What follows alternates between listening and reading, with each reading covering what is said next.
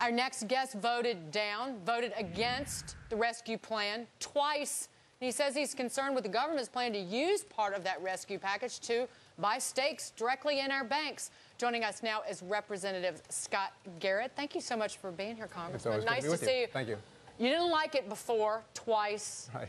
Do you dislike it as much now, given what the Treasury and the government are doing with the money? Well, I don't really like what's happening right now. I mean, right after the first no vote, the stock market plummeted, and everyone told us that, well, gee, if this thing doesn't pass, the stock market's going to go down 1,000 or 2,000 points. And of course, we passed it. I voted no, as you indicated, but the market still went down, and the credit market still remained tightened. So that shows that the market, as far as the Paulson's original plan, remember what that was, what he was selling to Congress, and what he said you had to do or the sky would fall, was to buy mortgage-backed securities.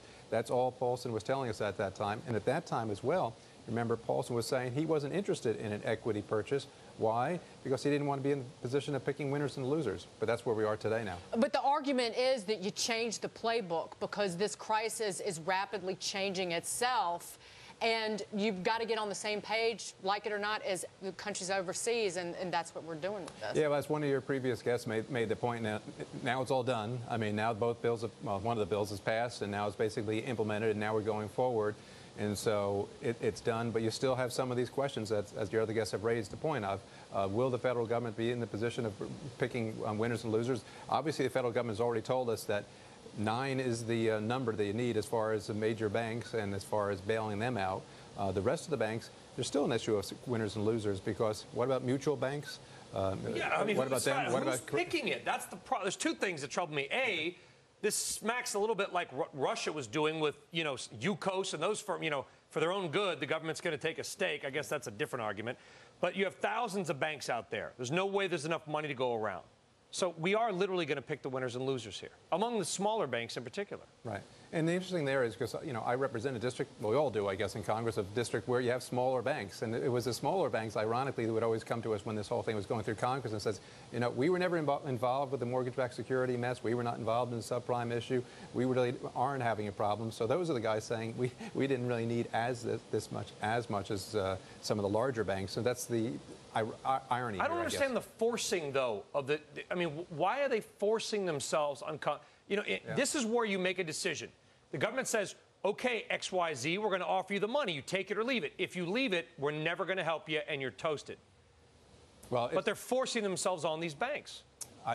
Not to try to defend the other side, but if Secretary Paulson was sitting with us right now, he would probably say the reason for that is this, that if you did not force them, then none of them would get involved because they would not want to have the picture of saying that the federal government's boothing.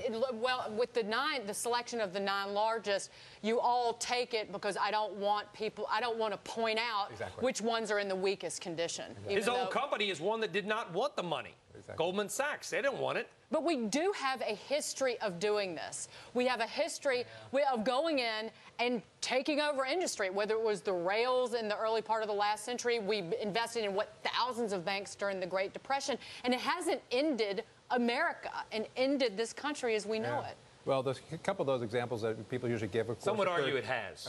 Well, it has, but also occurred during wartime. Now, people might say we're involved. Well, we're in a war. We're in a war of sort, but so this is sort of a different situation. But the other question is just how far does this really go? We have the auto industry. Here's the other interesting thing about this is we took about 2 weeks in order to get this done, give the $700 billion bailout package, right? Chairman Bernanke was basically able to come out without any congressional authority whatsoever and give his program, which is maybe $700 billion. I've never seen a figure of commercial paper.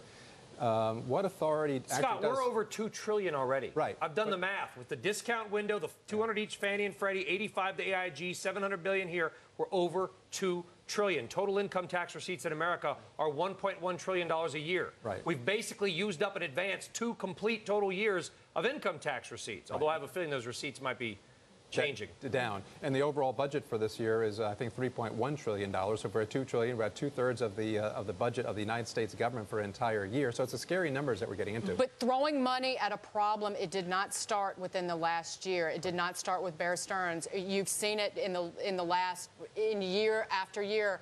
Not to single out one event, but you had 9/11 and the government intervention there. You had Katrina and the government intervention there.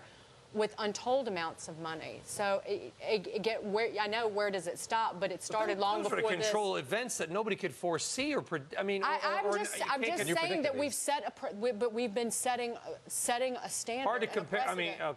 Well, you can. Let the Congressman. And you're right on that point. And as you've indicated before, some of these things were indicated coming down the road, so we should have known them. But none of these things get to the underlying fundamental problem. That, of course, is the housing bubble and the bursting of that bubble, and the fact that we're going to have an overhang of undervalued houses of around, I think, like 40 some odd % of the houses in the subprime market that are underwater, as they call it right now. This really doesn't do it. And now that we're going to encourage these banks to, or we give them some money, they're going to start lending. We're going to tell them, by the way, when you lend, make sure you have your lending criteria is up here because we don't want you to get in the subprime market, so it doesn't get to the fundamental problems. That's a good point. Congressman, it's great to see you. Thank you so much. Well, I wanted to ask you. Yeah, go ahead. Are we going to get a second? I mean, on my blog today, I blogged about how, there's talk amongst Republicans and Democrats of a second stimulus package. Right. Okay, that's got everything from entitlement programs to food stamp relief to unemployment benefit extensions, et cetera, et cetera. And the way I describe it is it seems like both sides are blaming the economy on the failed politics of the Bush administration. Yeah. Fine. So Congress trying to throw everything into a grab bag. It's like two stores, old stores, that are basically beating each other up for sales. It's good for the consumer for a couple of weeks, and then both stores go out of business. Right. And you raised a good point before, is what the precedent is set for the same. When we go back to Congress in a few weeks from now, Nancy Pelosi comes with a $150 billion bailout for Main Street.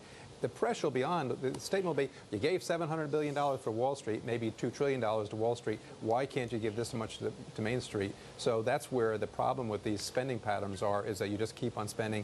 And $1 billion or $100 billion is not what it once was. Where does the money train stop? I don't know. The title of my blog was The Orgy of Spending, which, that's what it is. Picture of Bacchus with his wine and just disgusted.